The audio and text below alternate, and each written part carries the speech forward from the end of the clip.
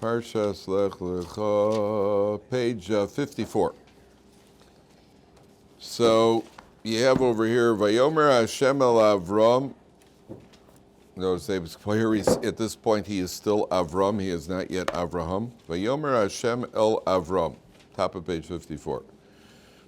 Lech Lecha me'artzecha u'mimoladetecha u'mibeis avicha. Leave your land, your birthplace, your father's home. Ela oretz asher areka, to the land which I will show you. So Hashem says to Avram Avinu, I want you to take leave of everything that you're familiar with. Leave your country, your birthplace, your city, your father's home. And I want you to go to the land which I'm going to show you. And he doesn't tell Avram Avinu where it is. Now before anything you have in the word, this is the first communication we find. It started in last week's Parsha. We meet Avram Avinu at the end of the Parsha. And this is the first communication between God and the first Jew in history. First time that a Jew is being spoken to. Noach wasn't considered Jewish. Avram Avinu is. These are the Avos. The Gemara says, Ein Avos ela shlosha. There are 3 forefathers. I know it sounds funny. 3 forefathers. And 4 foremothers, right? But there are 3 forefathers. It's three of them. And the first communication is Lech Lecha. The first 2 words that he says there is 2 words, 4 letters. And in this you have included in these 2 words is the entire future destiny, nature, and purpose of the Jewish people in 2 words. The first is Lech Lecha. Lech Lecha, start going. Jews are always on the move. Jews have always been moving. Jews have been in exile. Most of our existence has been in exile. We've been moving from place to place. Our entire existence is replaced. Not only that, it's a remarkable phenomenon that I've said this many times. In any city that you go to, any Jewish city, Toronto, Chicago, Los Angeles, Johannesburg, I don't care where you go, any Jewish populated Jewish city, there's always the old Jewish neighborhood and there's the new Jewish neighborhood. The Jews used to be on the south side, now they're on the north side. They used to be on the west side, now they're on the east side. They used to be on this side, the other side. Jews are right. True or not true? There's always that old Jewish neighborhood where they had the old shuls over there and the old butcher shop. In London, everywhere you go, the old Jewish. What happened? What happened? So the standard explanation is, well, the undesirables moved in, so the Jews moved out. The neighborhood changed. Yeah, neighborhood changed. Why did the neighborhood change? Neighborhoods don't just change. Neighborhoods don't change, and vending machines don't provide change. The neighborhood didn't just change. HaKadosh Baruch Hu changed the neighborhood. It's not me saying it, Rav Gifter said this. Why did HaKadosh Baruch Hu do that? It's a reminder that even when we're comfortable in exile, we're still in exile. And that you got to move. You may have to move from one neighborhood to another. Jews get comfortable. You got some nice homes in Stan. What's it called? That neighborhood over there, Hoodie? Next to Soweto, right near Soweto. What's the fancy neighborhood in South Africa? The fanciest name. What's it called? Senton. Yeah, something like that. Santon, something like that. Yeah, what do you call it? That's the fanciest neighborhood. It's right near Soweto, which is not the fanciest neighborhood. But the Stanton, Santa, whatever it is. Yet so Jews get pretty comfortable. Got a nice swimming pool, a tennis court, doing okay, but got to move. In Chicago, they moved from the south side to the north side. Now the north side is moving further north, and you go to New York, and there's always old neighborhoods. Because it's a reminder to us, don't get too comfortable, fellas. You're in exile. You're still moving around. Even in exile, you're in exile. You've been exiled from Israel to America, and even in America, you're moving around because you're getting a little too comfortable. That's Lech Lecha. Jews are moving. Even when you fly, I've flown on United. It's basically dead. You fly on Delta, it's quiet. You fly on El Al, everybody's moving around. Right? El Al is like walk to Israel. Everybody's moving and nobody sits for 2 minutes. We're in exile again on a plane. The flying shtiebel. There's a minion and somebody needs something. And then this guy, hey, Yos, how you doing? Yeah, Moish. And everybody's moving around. Did you know him? You're moving back. Right? Get on these other airlines. I'm telling you, you'd think people are unconscious. You get on the plane, you wake up, and there isn't a sound for 12 hours. El Al, I'm not even sure that plane. I think the plane is energized by the people are pedaling it. And it's not, we're on the move. That's the Jewish. Number 1, that's Lech Lecha. Number 2, Lech Lecha comes from the Hebrew word lichluch. Lichluch means filth. And the Torah is telling us that the destiny of the Jews, the purpose of a Jew is get away from the filth of your surroundings. Get away from the filth. We're in a filthy world. I wouldn't say the world has distorted values. I would say the world has no values. And we obviously we live in the world, so obviously we're subject to it. And the Torah is telling you, Lech Lecha, get away from the dirt. That's what the Jew's job is, to close it out. Close out the dirt, close out the filth that we're surrounded by. And number 3, Lech Lecha, possibly most important, Lech Lecha means, get busy. Do something. Do something with your life. Grow. Grow as a Jew. Grow in your relationship with God. Grow in your knowledge of Torah. Grow in your mitzvahs. Lech Lecha, go, move, do something with your life. I heard about years ago. He spent 26 years, documented. Guy spent 26 years till he finally solved the Rubik's Cube. 26 years. He had it at the supper table. He had it when he went to work. His marriage was crumbling. His job was crumbling. Till he finally got it after 26 years. He did the Rubik's Cube. That was quite a productive use of life. 26 years on the Rubik's Cube. The joke of it all is there's probably some, 9-year-old kid next the day he solved it. There's probably some 9-year-old kid next to him said, "Oh, give it to me." 14.7 seconds, the kid gets it. Is that what you were trying to do? For 26 years. So it's not the most productive use of your time. And therefore, just in the 2 words alone, HaKadosh Baruch Hu, right there, it encapsulates the entire nature, purpose, focus of a Jew. We're moving physically, we're in Golus. Our attitude, get away from the dirt. And our purpose is grow. Lech Lecha, grow, do something. That's idea number 1. Idea number 2 here is a little trickier.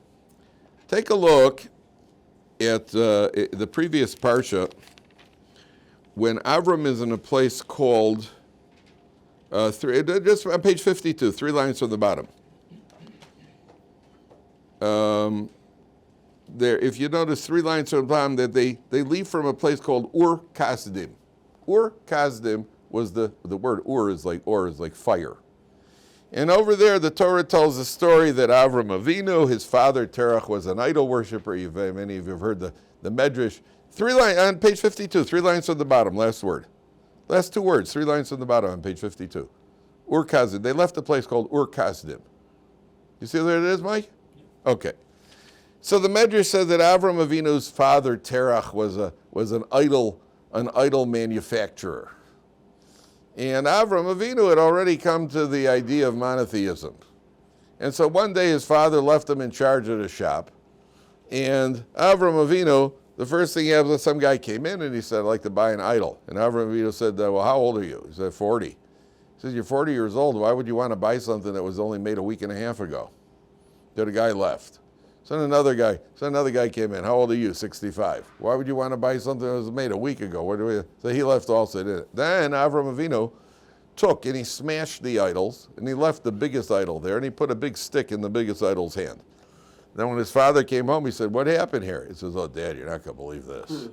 Like we used to say to our parents, "Oh, hey, you're not going to believe this." And my father would say to me, "You're right." "You're not going to believe this." Some lady came in and she had like an offering. She brought some food as an offering for the idols. And they got into a big fight, big rumble over here. And the biggest guy took the stick and he just smashed everybody and he took the food himself. So Terach said to Avram Avinu, "Come on, we know they can't. We know they can't. They're inanimate." So why are you worshiping them? It's good, because I said so. That's usually what fathers say when you get them backed into a corner, right? Because I doesn't have a better answer. So Terach did have a better. He took him to Nimrod. And Nimrod was what the Torah describes Nimrod as a mighty warrior, a fierce warrior, and he was a king and a ruler, and he was an idol worshiper. And Nimrod, Terach took his own son Avram to Nimrod, and he says, "Hey, listen, the kid's got a bad attitude." And Nimrod fires up a furnace. The Medrash says the furnace was a boiling hot furnace, and he says to Avram, "Okay, it's my God or your God. Do you believe what do you believe in the idols, or you believe in your monotheist?" He said, "I believe in my monotheistic God." He said, "Good, then let your God save you from the fire." So he tosses Avram Avinu into the fire, into the furnace, and he survives the furnace. Avram Avinu is there in the furnace, and nothing happens to him. And Avram Avinu, that's why it's called Ur Kasdim. Now, Avram then has a brother, Haran. I'm just giving you a little background because we're going to need it in a little while. He's got a brother, Haran. And then Nimrod says to his brother Haran, who is Lot's father, well, Lot is going to become a central figure soon, and he says to Haran, whose side are you on? And Haran, before Avram went in, he said, well, Haran was the original fair weather fan. He said, well, if Avram dies, I'm with Nimrod. If he survives, I'm with Avram. And Avram survives, and Haran says, yeah, I've always been one, I'm a Kansas City fan. I've always been with him. So they throws Haran into the fire and he dies. Because he wasn't. But that's what the Medrash says. Now, there are 10 tests for Avram Avinu. There are 10 tests. It culminates with which one? What's the ultimate test, the hardest test? Akeres Yitzchak, when he's going to have to sacrifice his son. That's the hardest test. And the tests are in an ascending order of difficulty, challenge and difficulty. The first test is the test of Ur Kasdim. Should I go into the fire or not? The second test is God says, Lecha, start traveling. Start moving. Where? Ela Oretz Asher Areka. I'm not going to show you where. You start going, I'll let you know. Now, gentlemen, I don't know if you've ever traveled to an unknown destination, but anytime you go somewhere where you're not sure where the destination is, if you notice, it always takes longer to get there than to get back. Because once you've been there, you know where it is. When you don't know where it's going to end, it seems like it takes forever. Seems like it takes forever till you get there. Now, he's telling Avram Avinu, and we're not talking about, let's put it this way. Imagine I would say to you the following. I want you to go to a hoodie. We're going to use you. You go to the airport, and at the counter, there's a ticket waiting for you for business class. And you're going to go and you're going to fly, right? Where are you flying to? You'll find out when you get to the airport. Okay, business kosher, yeah, kosher meals. You got it's all ordered for you. Yeah, and we even have a limousine to take you to the airport. How's that? Hey, look at that. He's sitting up straight now. All of a sudden he's got okay. Then he gets to the airport and we give you a ticket, and you get on the plane and you fly, and then you find out you're flying to Spain. Wow, that's great. What am I going to do in Spain? In Spain, you're going to go to the counter, and they're going to give you a ticket for a business class flight. To where? You'll find out. Kosher meals and limousine. Then you get on the plane in Spain, and they fly you down to Nicaragua. Okay? And what are you going to do there? Oh, you go to the counter, and you get a ticket, business class ticket. How much of that do you think you could take? How long are you? Okay, I'm talking to the wrong guys. You're like, yeah, hey, when do we start? Yeah. No. At the end of the day, in the best of circumstances, it's still going to take something out of you. Here, Avram Avinu in the Yeshivat where there's no business class ticket, and he's got to pack up the wagons and start traveling the dusty roads, mountains, valleys with snakes and whoever knows what else is lurking in the Iraqi mountains. And eventually, and he doesn't even know where he's going. It's a test. And this is considered a test. Question. Travel without knowing where you're going. You're in an old battered Ford with one of the windows has plastic on it. It's not even working. It's hot. Okay, and you're going to travel, and I'm not telling you where you're going. That's more likely. You're in a Kolel car, one of those Kolel vehicles that has only 3 wheels. And you're in a Kolel, and I start telling you travel, and you don't know where you're going to. That's a question. I understand. It's inconvenience. I'd hate to have to do that. But what's harder, that or stepping into a furnace? Which one? If you're given a choice, which would you do? Take the old Kolel car for a drive to not knowing where you're going, or to tell you, well, listen, if you don't bother the idol, you could go into the furnace. Now, which one's a bigger test? Huh? I would say so. Burning furnaces could take up a lot of your time. If things don't work out well, you got some issues. Yeah, but we're not Avram. Right, we're not Avram. But Avram was Avram. And even for Avram, which one is an easier test? Which one is a harder test? A furnace or unknown travel? Even for Avram. You're absolutely right, even for Avram. And so if the furnace objectively would seem to be a harder test, why is it ranked as the first test and this is the second test? And it means that something about this is more difficult.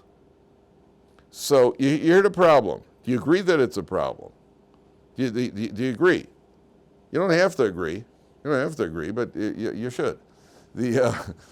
So I'll tell you, the answer is like, there's several answers. Answer number one is that the difficulty of the test is sometimes the difficulty of knowing which is the correct choice. It means I know what the correct choice is.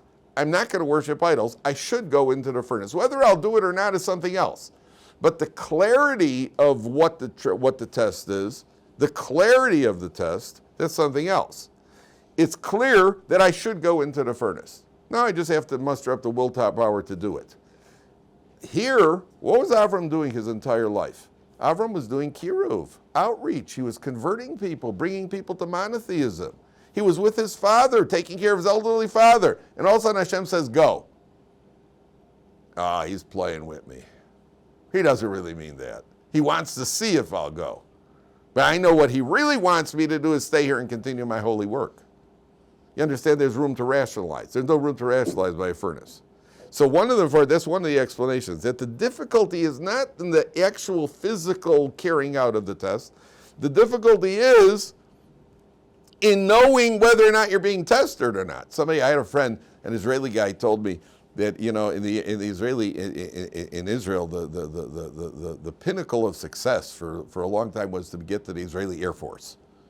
The Air Force was concerned. Now it's unit, what's it called? It's the computer guys. That's the top unit. The guys who sit up.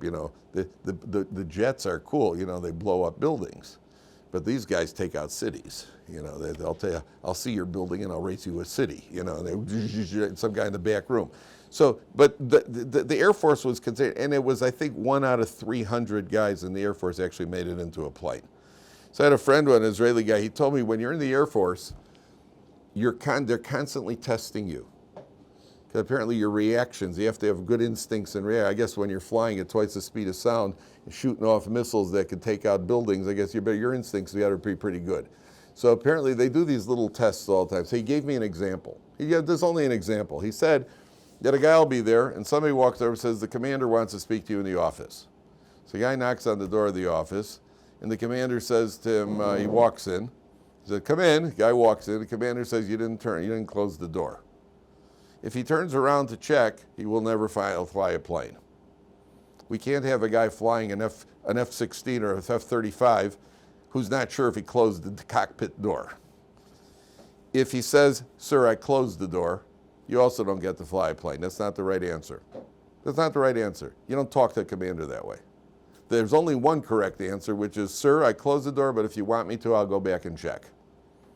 And you have to have the instinct. There's one little example of little tests that they're doing all the time. So it's not like, oh, okay, next time I'll give you the right answer. That's not. It's to see if you've got it or you don't got it, right? It's to see if you've got it. So they're little tests. This is the test. Does Hashem really want me to do it? Those of you who are not yet married, you will find out. That one night you're going to say to your wife, you're going to get a phone call, and a bunch of guys rented a gym, and they have 9 guys. They need a 10th guy to make up a minyan for a basketball game. And you said, oh, can I go? The guys, Mike just called. Can I go play some ball? And your wife said, you could go. That's a test, gentlemen.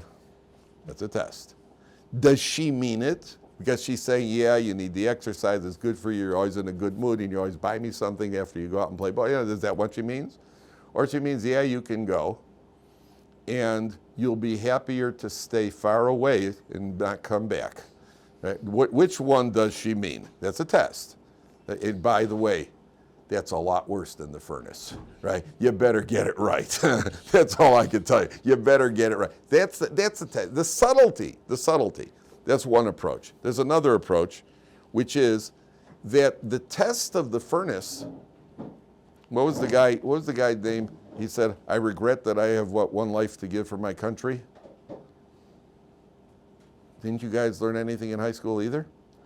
All right, the history book. In the Revolutionary War, what was the guy's name that the British captured him and they hung him and he said, I regret, not Paul Revere, he rode the horse. What's his name? Not Benedict Arnold, he was a turncoat. The other guy, what was his name? Oh, come on.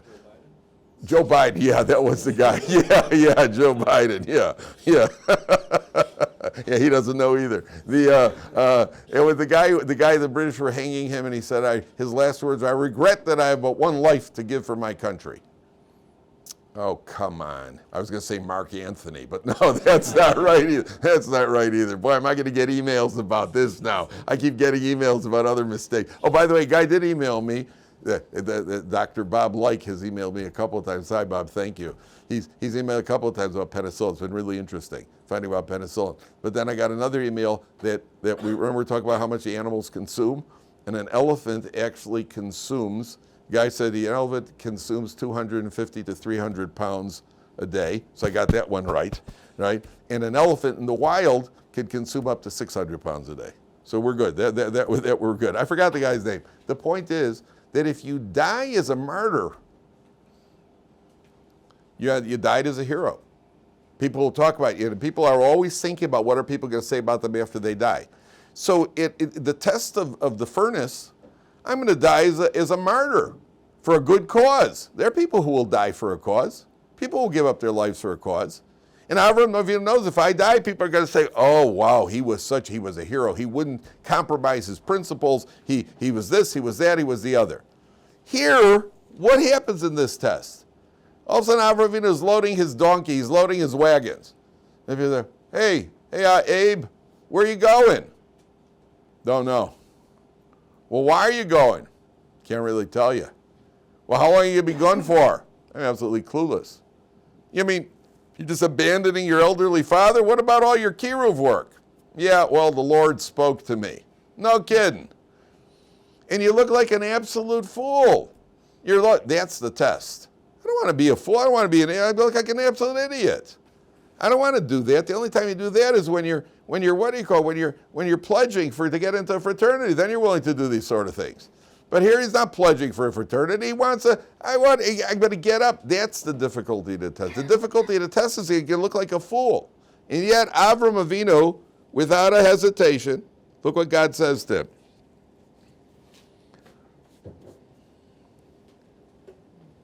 He says, Lech Lecha. Take a look at the first Rashi.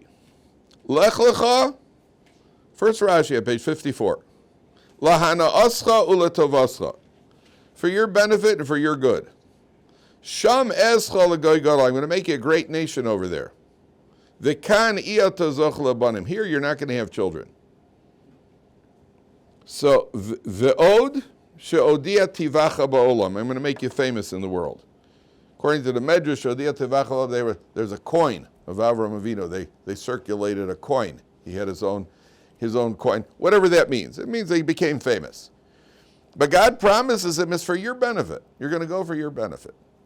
So then he says to him, look at the next pasuk. Ve'escha legoy gadol. I'm going to make you into a great nation. Va'avarechecha, I will bless you. Va'gad lo shemecha, I'll make your name. Ve'heyei bracha, you will be a blessing. Now ve'heyei bracha means you will be a blessing. So Rashi says, take a look at this on the left column. No. Where is it? Right column. Veheyei bracha, ha-brachos nesunos biyadcha. You're going to have the power, you're going to have the ability to bless people. Well, what does it mean where it says, ve'escha legoy gadol, veheyei bracha? You'll be blessed. You'll be a blessing. So Rashi says that you'll be able to bless people. So the word bracha, which, by the way, is the numerical value of the word zachar, which is male. Male is bracha. How do you like that? I'm not making that up. That's the value. The bracha is 227, and zachar is 227. Male is a bracha. You want to know what a nekeva is? Female. Comes from the Hebrew word nakov, curse. All right? Ma ekov lo kabokel. Bilam said, how could I curse? God didn't curse. Ekov comes from nekeva. And it does not mean blessing and curse in the sense that we think. By the way, the Gemara says if you have blessing in your home, it's because of your wife. Think about that, Jeremy. If there's blessing in the home, it's because of the wife. That means money. Husbands get upset when their wives spend money. If they didn't have the wife, he wouldn't have the money to spend to begin with. He'd be in prison. See, your wife spends a little extra. You only have money. The Gemara says that. The Gemara says that if you want money, honor your wife, respect your wife. You'll have, Rava says, Okiru l'nashaychu. Honor your wives, ki hecha d'sisastru, and right, you get rich. You get rich, you honor your wife, you get rich. I like that. It's got to be worth it, right? You honor your wife, you get rich. So what does it mean? That means bracha, and this is the Medrash says here. Bracha is the same Hebrew words as brecha. You know what a brecha is? What's a brecha, gentlemen? An overflowing spring. Hey, brecha. A brecha is an overflowing spring. We've spoken about this several times. A man is out there. Men always have these ideas, right? You got these, I'm going to, we're going to go for the big one. I'm just going to borrow some money, pawn 2 of the children, take another mortgage on the house. I got this. It can't fail. And the wife is usually, forget about it. We're not borrowing. We're not pawning. We're not mortgaging. Go to work. It's putting the brakes on it. Put the brakes on it. That means that there's a counterbalance, which we learned last week's Parsha. I'll make an ezer kinegdo. Your wife helps you by being opposite you and sometimes objecting. If you do it your way, you're going to end up in the poor farm. If you let her be the women are always more, not always, but many times they're more, let's just take what we have and nurture it. Let's work with what we've got, which is why a woman carries a baby for 9 months. Men wouldn't have the patience. Men would last for about 3 days. That's it. I'm done. On to the next project. A man who works consistently means he's had the same job for 2.5 weeks. Wow. 2.5 weeks and he hasn't looked for a new job yet. He's like, what? Maybe I should do it. True or not true? Whereas a woman could nurture it, and that's the bracha. A bracha is overflowing spring. Men are overflowing with energy. They're looking over here, looking over there, looking at, and the wife is kind of like, a klala does not mean a curse, it means limitation. And that's often in the relationship because neither one alone is healthy. You need the counterbalance. Sometimes too limited is not good. Too conservative is not good. Sometimes you won't do anything if you're too limited. You need that energy to pull you. Avram Avinu is an overflowing spring, says the Medrash. You know what that means? That means that he went out and he brought people to God, like a brecha, a spring. If you're hot and you're sweaty and you're tired, and all of a sudden you come across a beautiful fresh spring. So what do? You jump in. Can't wait. It's a boiling hot day. It's a fresh spring. You can't wait to get into the water. Avram Avinu was the spring that brought people to it. The Medrash says he's called a brecha. The heyeh bracha is like brecha because he brought people closer to God. Now this is extremely important when you're trying to be makar of your friends, family, whoever it is that you'd like to interest in Yiddishkeit. The Torah is telling you over here how to do it. If it could be done at all. It can't always be done. But if it's going to be done, you have to show, it has to be, you can't, but a spring stays in one place. People got to come to the spring. People have to come to you. You can't go to them. It doesn't mean you can't approach them. It doesn't mean you can't approach them. It means that they have to show a willingness. If somebody says, I'm not interested, there's nothing you can do. I get asked all the time, what should I do with my brother? He doesn't want to be religious. Who said he could do anything? You can't do anything. You can't force people to do anything. But what you could do is you could show that Judaism, you can make it look tempting, just like a spring on a boiling hot day looks tempting. Make it look tempting. And tempting means you can't distort Judaism and you can't lie about Judaism, but what you could show is the beauty of Judaism and what Judaism has to offer, the benefits it has to offer in this world that you could do, like a spring, number one. Number two, heyeh bracha means, the Emek Adover, one of the classic commentaries, he says, even people who are not religious or not Jewish, they will respect you for your values and your principles. And that, I could tell you from personal experience, many people have experienced the fact that even people who are not religious or people who are not Jewish, if you abide by your principles, they'll respect you for it. And if you compromise your principles, people say, well, I thought you're Jewish. How come you're behaving like, aren't you supposed to be behaving like a what do you call it? These two Israelis were in Scotland. They're by a roadside hotel, a motel or something, a restaurant. And they ordered a meal, a non-kosher meal. Two Israelis. And they're sitting there in the restaurant. They ordered this non-kosher. So the proprietor comes over to them with the meal, and he puts it down in front of them and says, can I just ask you guys a question? Do you mean your people have suffered 2,000 years just so you could eat the same food we do? Little Musser Schmooze from an Irish proprietor. Right? They expect more from us. I have a friend, I know a guy who's also became he's a frum guy, and he was in a bar. He was throwing darts. He told me he was throwing darts in a bar. I know who he's throwing them at. Hopefully the dartboard. But he was in a bar, and this lady, not Jewish lady, walks over to him, and he's sitting there in a bar. He's having a beer, and he's throwing darts. And she comes over and she says, you're an Orthodox Jew, aren't you? He goes, yeah. He goes, what are you doing in a bar?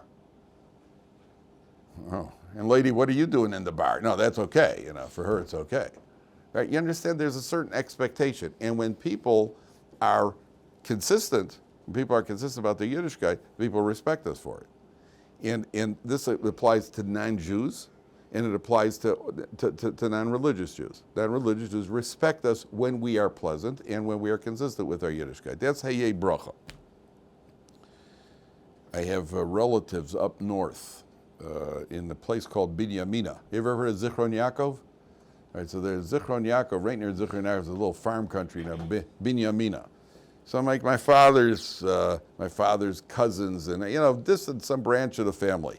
These people know this much about Yiddishkeit, and they had zero connection whatsoever. But we always wanted to maintain the family. I just wanted to maintain the family connection. So my mother, she'll live and be well, my mother made it very clear to them from the outset. She just made it very clear that they're welcome to come to our house, to my mother's house. My mother would cook, and they loved coming because they had unbelievable, they'd come and they'd eat. And she made it clear, you could come to us, and you could eat at our house. We can't eat in your house. And she just make it clear from the outset there shouldn't be any unpleasantness. And they understood. So they invited us up, and we bent over backwards to go and maintain a connection. They would invite us up, and they would have packages, closed food packages with the badats. They would show us, see, it's a closed package. We didn't even open it up, and because they respected us for it.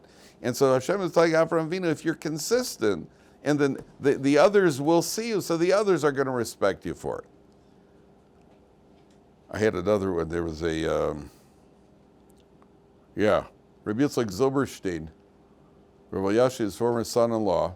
So he's a halachic authority, and he's a what's it called? He's a judge. So one day, a guy knocks on his door, and he's not wearing a yarmulke, and he says, I want to come to you for a din Torah. A din Torah is where two Orthodox Jews nowadays have a monetary squabble, so you go to a Beis Din.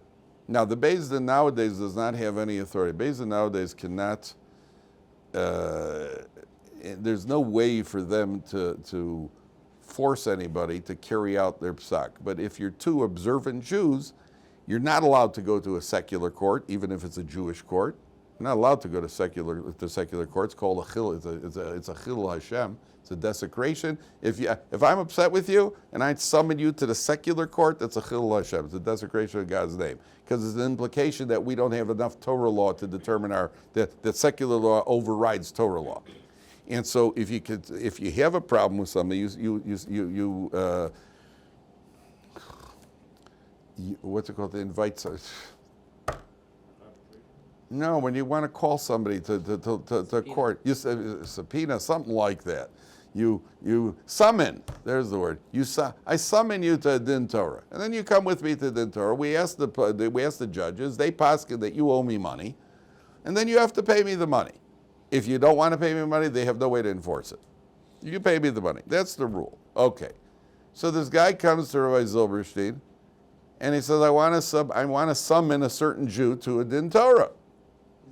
And Rabbi Zilberstein, look, the guy doesn't have a yarmulke. Oh, chutzpah, you don't have a yarmulke. You go to a rabbi, you put on a yarmulke, you go to the Din Torah. What is this kind of behavior? He says, so why aren't you wearing a yarmulke? He says, I'm not Jewish, I'm an Arab. So he says, so why am I going to Din? So why do you want to go to Din Torah? Why don't you go to court? He says, because I know that in Din Torah I'm going to get a fair shake, and I know that the Torah rules properly. That's already, that's the respect for the Torah. That's the respect for the Torah. That's what it's like. They respect us. They see what we are. They respect us. That's what he says, V'heyei bracha, people are going to bless you. Yeah, my mother was in nursing school. She was a Catholic nursing school. And she also made it clear from the outset that, she always brings her own food, kosher food. And the girls and the nurses, they were very impressed with her consistency. And one of the ladies said to her, listen, I'm Catholic, but I'm not religious. I'm not very religious. She said to her, why not? She said, she called it a church. She said to my mother, if my church was as consistent as your church, I would be more religious. But she felt there's an inconsistency in her church. Whereas she saw my mother as an Orthodox Jew, she called it a church, but she saw as an Orthodox Jew, she was a consistent person. And that's a bracha. They respect us when we're consistent. People respect people who have values. Okay. I got to tell you one more before the next one. This is a doozer. There was a group of yeshiva guys wanted to go on a road trip. It was a Bein Hazmanim. They had a vacation. They wanted to go on a road trip. So they went, this was out in some suburb of Chicago, somewhere in Illinois, in this hick town. There's a truck rental. They wanted to rent one of these, what kind of vehicles they have, I forgot what they're called. They had to go to this little hick town. So these yeshiva guys go in there to rent one of these vehicles. And the guys, what's it called? RV? Like an RV, a mobile home, one of those things. So it was in some hick town in Somewheresville, Illinois. So these yeshiva guys go in there, and the guy says to him, you need 2 pieces of identification.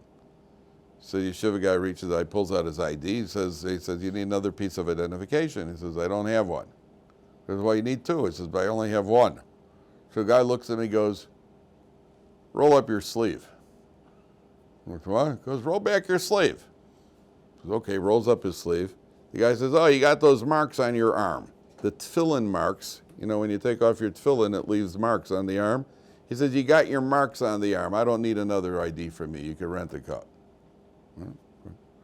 Listen, the story could have ended a different way, too. He says, roll up your sleeve, Oh, you got those marks on your arm. Forget about it. The last guy dealt with you. He ended up suing me. The story could have had a different ending. But that was they see it. They see what you are. But that's a hey bracha. All right, let's go on.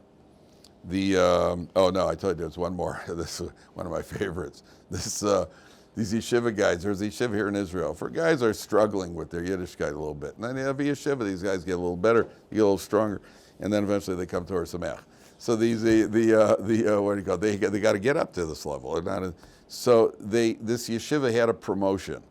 We're not doing this, by the way, just telling you what happens in other yeshivas. They had a promotion. Anybody who makes a siyum on the tractate, on the Masechta, the yeshiva is sponsoring a trip to a ski resort in Switzerland. Don't get excited, it ain't happening. Hoodie, you're not going to the counter and finding first business tickets either. Don't worry, it's not happening. So 4 of the guys actually finished the Masechta, and the yeshiva sponsored them. They went off to Switzerland, so they're on the slopes. And at a certain point, they stop. There's a little cafe, a bar or something on the way down. They stop and they sit down to get a drink. And they're sitting with this non-Jewish couple. The wife is German, and the husband is French. Not Jewish. And these yeshiva guys are there, and they start schmoozing with them. The yeshiva guys get up to leave. So the husband shakes hands with one of the guys, and the wife sticks out her hand to shake hands with him. So he says, I'm sorry, I don't shake hands with women. She goes, why is that? He goes, well, our law prohibits it. She goes, why? She goes, well, if you shake hands with women, once you start making contact, it can lead to other things, number 1. And number 2, if you don't shake hands with a man, doesn't shake hands with women, he'll have more appreciation for his own wife. So she turns to her husband, slaps him across the face as hard as she could. She says, Jacques, you should be more like the Jews. Whereas my brother's yeshiva. It wasn't my brother. My brother, the guys from my brother's yeshiva. How do you like that? People reckon, listen, we've been saying it all along. It just takes a little slap to wake you up. So that's a Heye Bracha. Okay, take a look at Pasuk. Now the what do you call it? Hashem gives Avraham Avinu the bracha.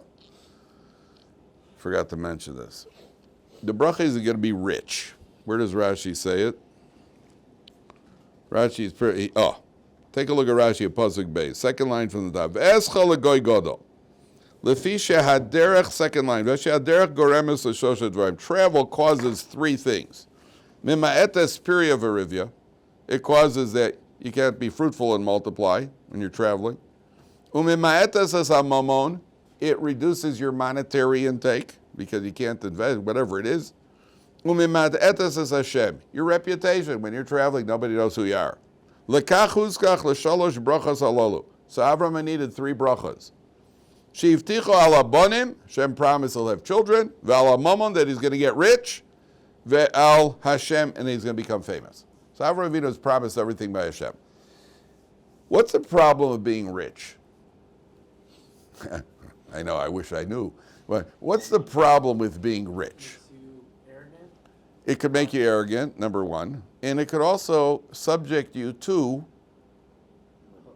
other people's begrudging, what we call an ayin hara, the evil eye. Now, how does the evil eye work? What is an evil eye? What is ayin? You've heard about this ayin hara? Right? What does that mean? What does it mean an ayin hara? I can look at somebody and give him the whammy. I had a guy, he's a Met fan, and he started talking, and I said to him, I'm going to give you a gejang. A gejang is a Kaplan curse, right? And the Mets aren't going to make it, right? And so I gave him a gejang because he was talking. Otherwise I would have let him up. But he rubbed me the wrong way, so I had to give him a gejang. I don't do it often, but I had to give it to him. So and that was it. That put them away. So don't get me upset, boys. So so an ayin hara means like this: if somebody is fortunate, prosperous, something good happens. If you're low key, you don't flaunt it. You don't put it in people's face.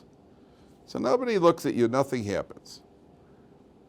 If you start, you're gloating and you're a little bit, the car that you were driving, an Impala, or you were driving a Honda Accord, and all of a sudden you're driving a Jaguar or a Lamborghini, and people are like, oh boy.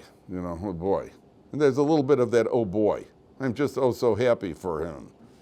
And what happens is, if people start looking at you that way, the file up there is then revisited. I say, well, people aren't happy with him. Let's revisit the file. Does he really deserve it? That's an ayin hara. And then in Shemaim, they open it up and they say, you know what? I think that's it for the Lamborghini. He doesn't really deserve it, and the next day it's stolen. Or his business crashes, something. Where does it come from? Generally, if somebody is flaunting it. You're starting to, upgrade this and upgrade that and upgrade the other. It rubs people the wrong way. When you rub people the wrong way, you get your own file opened up. That's an ayin hara. That's why Jews are very, very careful not to talk. You talk people. How many grandchildren do you have? We don't say. We don't want to give it a number. We don't want people to know. People don't talk about how's business. If a Jew how's business, it's okay. That means it's great. If a Jew says business is okay, that means it's great. If he says good, that means he's a billionaire. That's good. That means he's a billionaire. We don't want the ayin hara. We don't have to get the whammy. Avraham Avinu says, "V'yeh bracha." You're going to be rich and you will not be subject to the ayin hara. I'm giving you the promise that you'll be rich and you'll be healthy rich. And it's not going to end up one way, it's not going to end up hurting you. Your money isn't going to be a cause of aggravation, which it could be for people who live and they don't live with. And again, it's something you sense on people. It's not even something that you have to say. It's just that I sense either the way you're looking at me, the way you're acting, the way you walk, the way you're something about it that rubs you. Why some people when they're fortunate it doesn't bother you, and other people when they're fortunate it's kind of like they feel the rusty knife a little bit. Why is it? The answer is because we're sensing something on the person. We're sensing, is he gracious? Is he good about it? Is he humble about it? Then he should enjoy it. Somebody who's walking around, he's got a little bit, At that point, the file is open. That's what an Ein Hor really is. Okay. Take a look at Pasuk Daled. Watch this. Vayelech Avram kasher dibrei Elav Hashem. 4 lines to the top. Avram goes just as Hashem told him. He passed the test. He starts going.